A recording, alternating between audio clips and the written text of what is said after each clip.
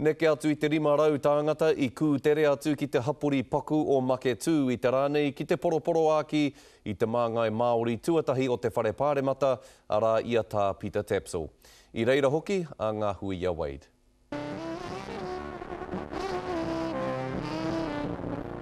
E rere ana ngā waiata me ngā kōrero ki te whakanui tēnei tamano Maketu. And I've tried, Sir Peter, to be reasonably well dressed today and elegant, but I've got to say that beside you, old friend, old colleague, I pale into insignificance. Me tōna hoa tākuta o te whare wānanga o tākau. He was a good surgeon, undoubtedly. He wouldn't have been able to be there if he wasn't a good surgeon. Me ngā minita o mua. Sitting at the end of the cabinet table, usually first to arrive, always meticulously attired, with the rose in his pocket. And I could never work out whether he actually got a rose delivered to the office each day or whether he nicked one out of the parliamentary rose garden. Not too many across in Parliament, across the aisle, get on well together, but we all got on well with Peter.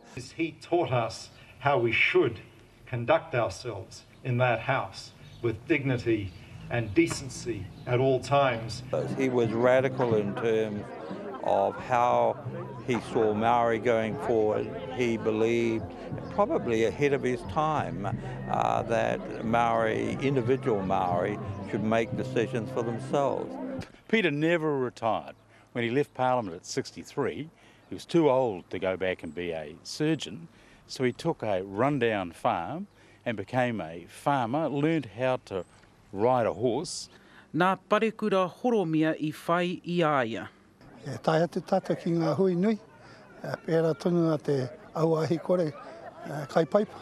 Eka oti atu te kororo paia pita, tangohi tono paipa, kahake te paipa I reira. Riri atu te ui ki te mahi o Pita. Akātu mao ko Pita I te whakataitai mo te tū mo te taira awhiti.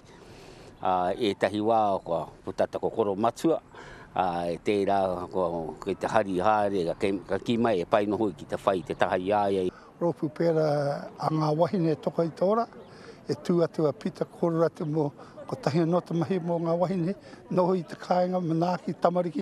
Ko enei, āna uri, whaimuri iho, toko iwa wāna mokopuna, he tamakatoa. Ngā hui Wade.